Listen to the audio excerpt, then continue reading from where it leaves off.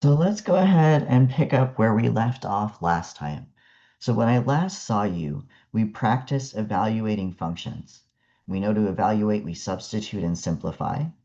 We did that for a numeric expression and we got a nice pretty number answer. We did that for a single unknown and we got basically the same expression over again with a replacement for x. Then we did it for an expression and we had to actually simplify some things to get our final expression for the input a plus h. And we got this ugly expression here. And we know that that's useful because now we're going to do d together. And as I mentioned last time, this expression, f of a plus h minus f of a over h, or in calculus, you'll usually see it as f of x plus h minus f of x over h, is the very beginning step in finding limits and understanding what a limit is. So we're going to go ahead and do that together. I know how to talk. I'm going to bring that up and do it here because I'm running out of room here.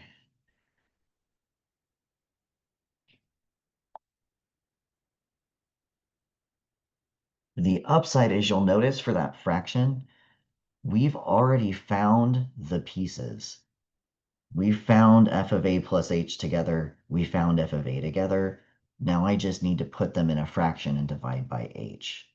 So I'm going to go ahead and set up my fraction. In the numerator, f of a plus h comes first. So I'm going to copy f of a plus h. So a squared plus 2ah plus h squared plus 3a plus 3h minus 4. And then to that, I'm going to subtract f of a. Let me scoot this over because I'm running out of room here. So I'm going to copy f of a. F of a was a squared plus 3a minus 4 all over h.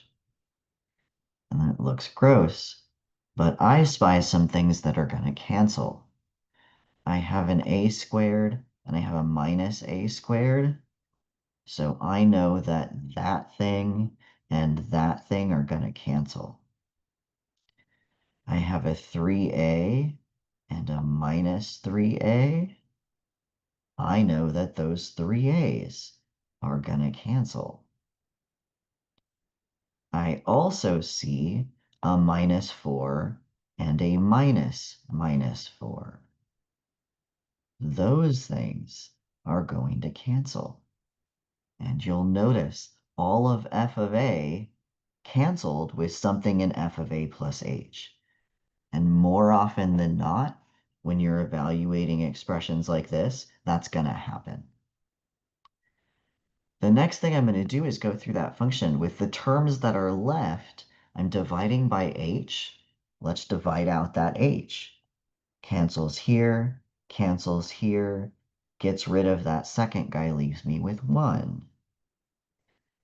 So this expression is just 2a plus h plus 3. And you will usually see this written as 2a plus 3 plus h. And the reason you will see that written that way is when you learn about limits in calculus, we look at what happens to this expression as h approaches 0. And looking at this expression, as h approaches 0, this guy just drops out, and I'm left with 2a plus 3. And that is super important because this, when we take the limit, becomes something else in calculus called a derivative, which is really cool. And AP Calc will get to that in a few weeks. So we now have the first step in understanding limits and derivatives, which is super cool. All right, so we're going to talk a little bit more about algebraic form of functions um, and some tools that we need.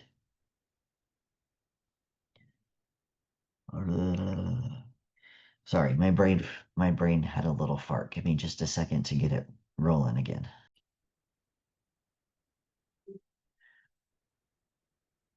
So sometimes we will be given equations for functions that are not written using function notation to start with.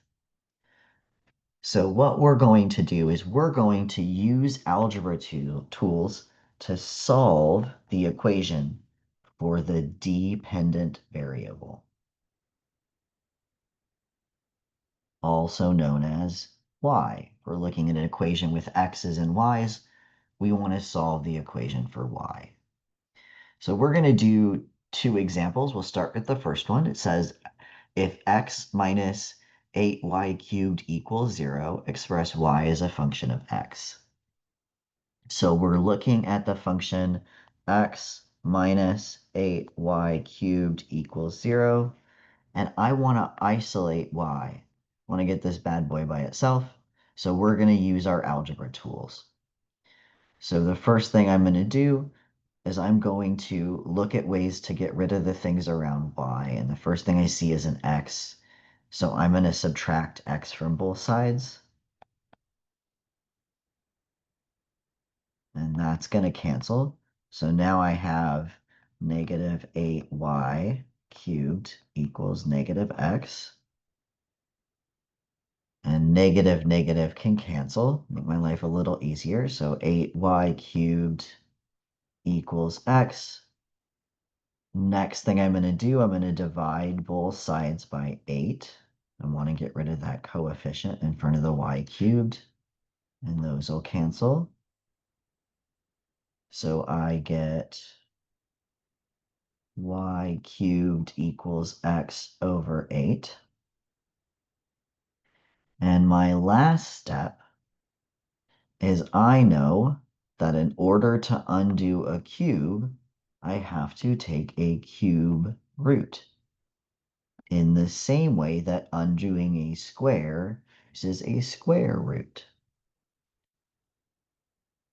So this exponent and this root will cancel, and I'm going to get y equals, and then I'm going to have a fraction, and in the numerator I have the cube root of x. In the denominator, the cube root of 8 is 2, because 8 is 2 cubed. 2 times 2 times 2. So we can write this as f of x equals the cube root of x divided by 2. I'd encourage you to pause the video and try that same thing with our second example, and then come back and we can work through it together. So this example says express the relationship 2n plus 6p equals 12 as a function p equals f of n if possible. And you'll notice in the function notation, p is off by itself. So I want to solve this equation for p. Get p by itself. So 2n plus 6p equals 12. Reverse PEMDAS. The first thing I have to do is undo any addition and subtraction. So I'm going to subtract 2n from both sides,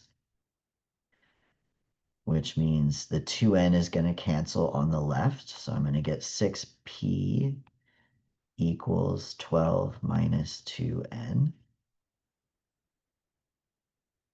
The next thing that I need to do is I need to get rid of that coefficient on the p. Need to divide by the 6. So we're going to come over here. We're going to divide by 6. On the left, 6p divided by 6 is p. On the right, 12 divided by 6 is 2. And 2 divided by 6 is 1 divided by 3. I'm going to write it out so we can see it here. And our last step will be to simplify. So top and bottom, I'm going to divide by 2, and that's going to become a 1. That's going to become a 3. And I know that 1 times n is n. So p equals 2 minus n over 3. Or f of n equals, and I'm going to write this in slope-intercept form because I recognize this as linear, minus 1/3 n plus 2. I can now clearly see my slope is negative 1/3, my intercept is 2. Anytime I have a single variable with no exponents equal to an expression that has another single variable with no exponents, that's a linear function. And writing it in slope-intercept, I can pick off my slope and intercept.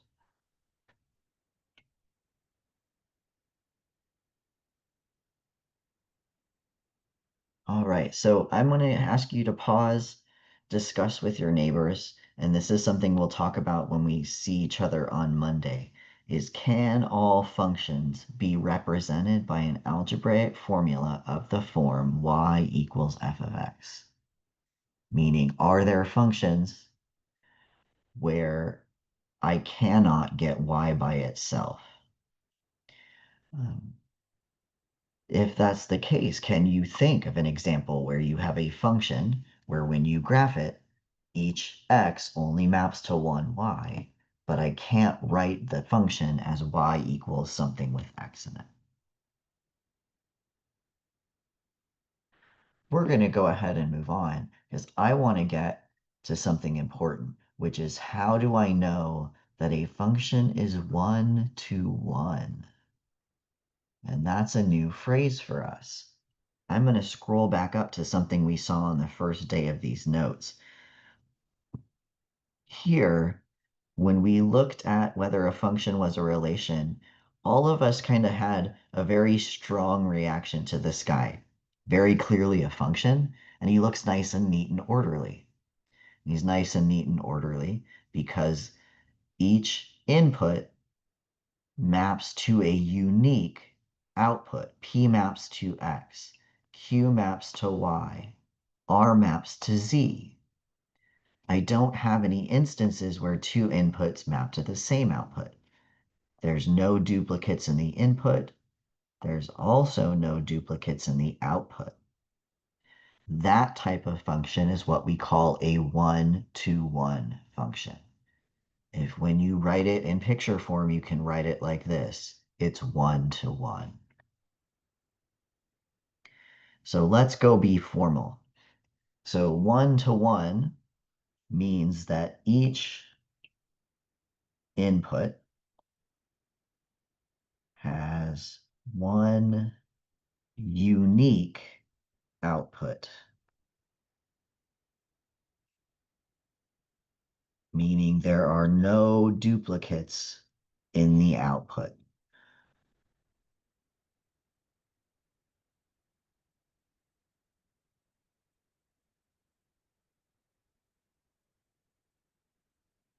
Or more specifically, no duplicates in the range.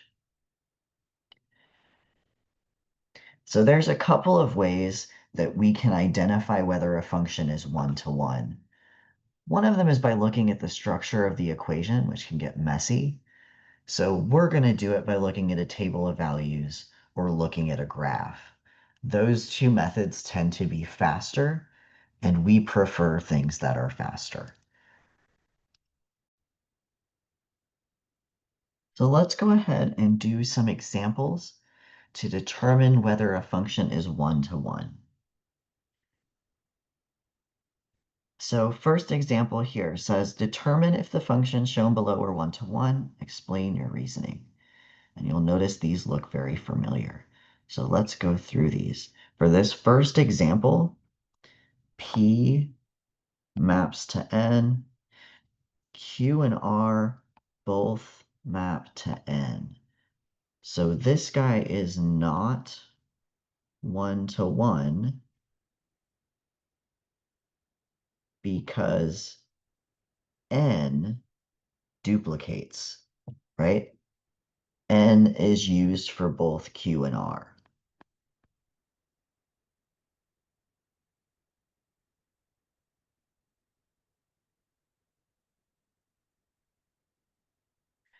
In the second picture, I can see that P maps to X, Q maps to Y, R maps to Z. So this is, yes, this is 1-to-1. There's no duplicates in the output.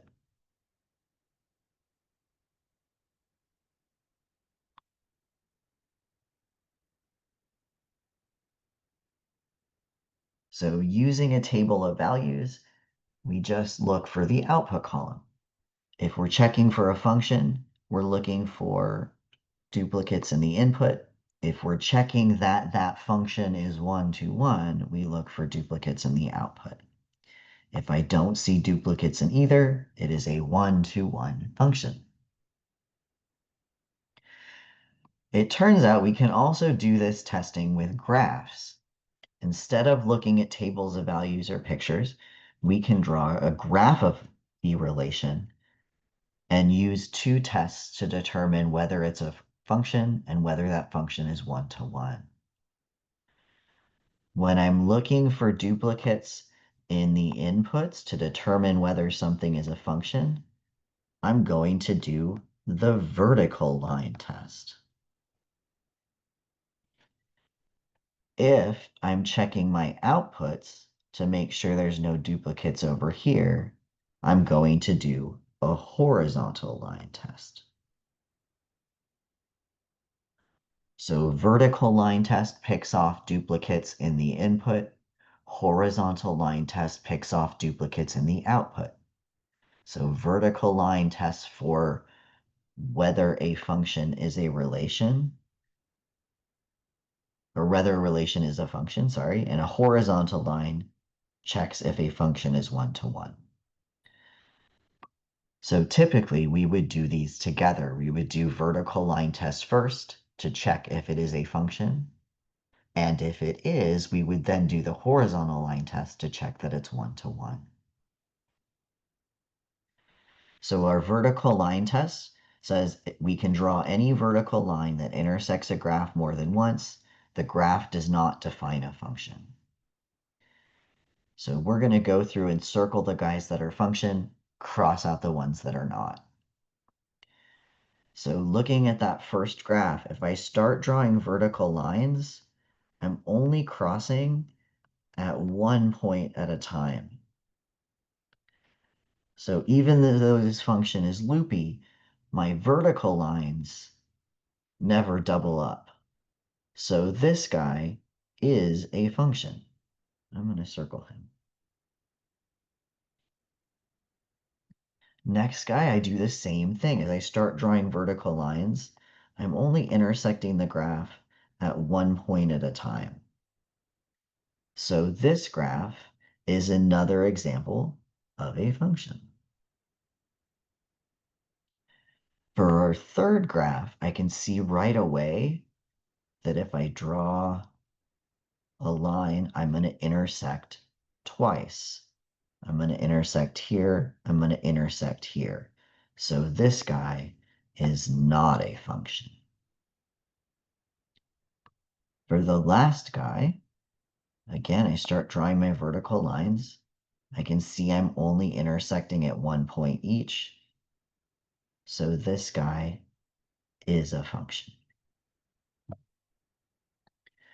The horizontal line test is very similar, except now we're checking, is that function a relation?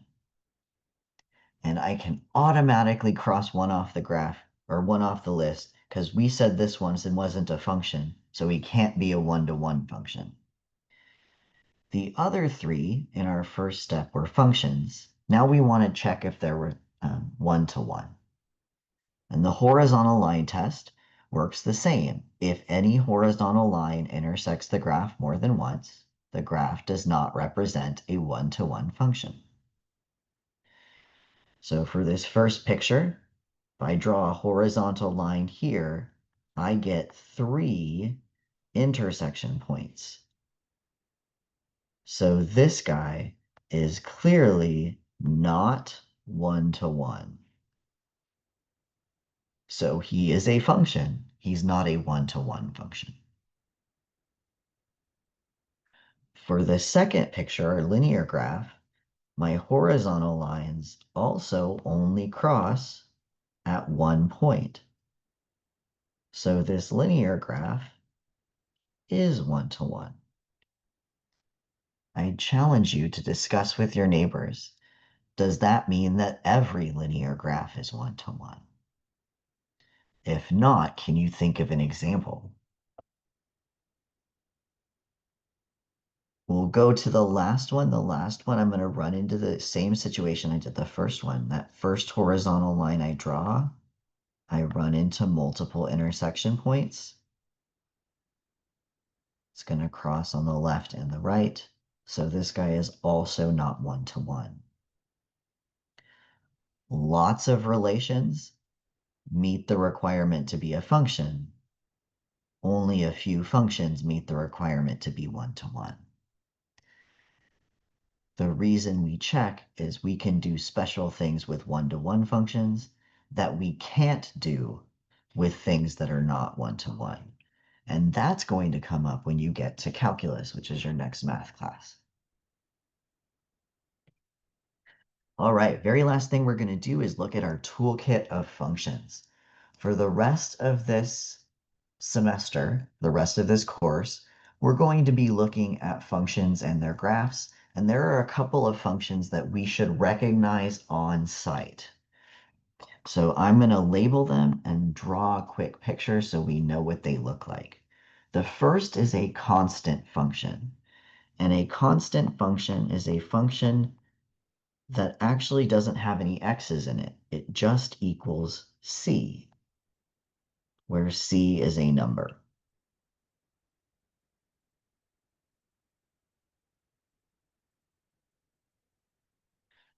So this is y equals 5, or f of x equals -2. And when I graph that on a coordinate plane, that function graphs as a horizontal line. And its y-intercept is the constant c.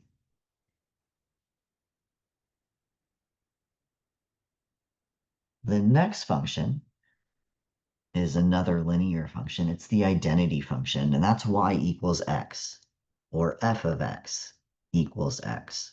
The input is equal to the output. And on graphs like that, it cuts the graph in half diagonally.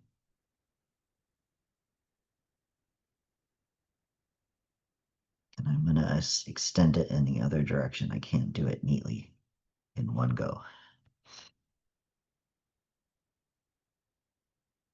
So this represents the points 0, 0, 1, 1, 2, 2, 3, 3. The input and the output match.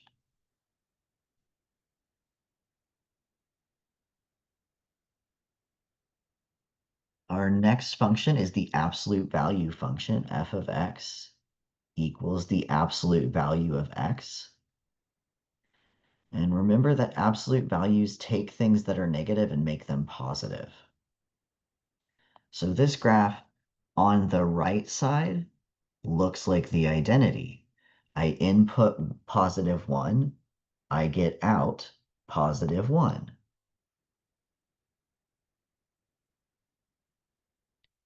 On the left side, where my input x is negative, my output will be positive, meaning it's going to be a perfect mirror image of the right side. If I input -1, I output +1. These are the V shapes. The next is what you spent your first semester of Math 2 on. These are our quadratic functions. And the parent quadratic is f of x equals x squared. And we know that these draw parabolas. These are kind of vaguely U-shapes. Oops. I guess I should start this way. Our U starts at the origin and then goes up on either side. So we get 1, 1. If I go to 2 on my, I guess I should go over farther so it matches. If I go to 2 on my input, I end up much higher because 2 squared is 4. So quadratic functions grow quickly. Whatever my input is, I square it for my output. Cubics are similar. The parent cubic function is f of x equals x cubed. And cubic graphs tend to look a little bit like sideways S's. So the right side is going to go up very steeply, much faster than a quadratic, because cubes are bigger than squares. And on the other side, it's going to do the exact opposite. It's going to go down. So these sideways S's are our cubic functions. The next guy is our reciprocal function. Reciprocals mean we take something, we flip it upside down. So x becomes 1 over x.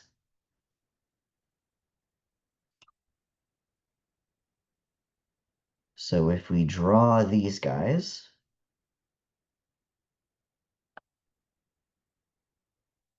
as x gets bigger, f of x gets smaller. As x gets smaller, f of x gets bigger. Because when I divide by a big number, my answer is small. When I divide by a small number, my answer is bigger. So this starts out big with small x, and then grows smaller as x gets bigger.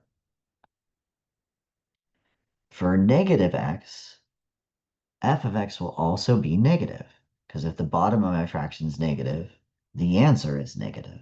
And so we get a flip down here into this bottom left quadrant, quadrant 3.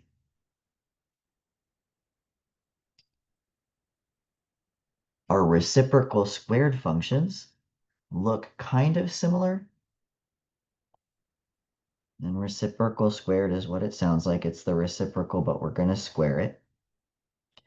And when we graph it, the right-hand side looks very similar just to the reciprocal, but a little bit steeper.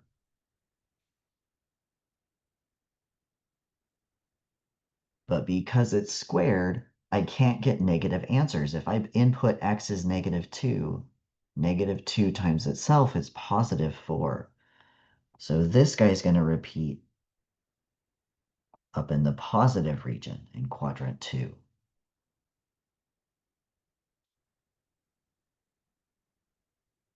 All right, last two are square root is f of x equals the square root of x.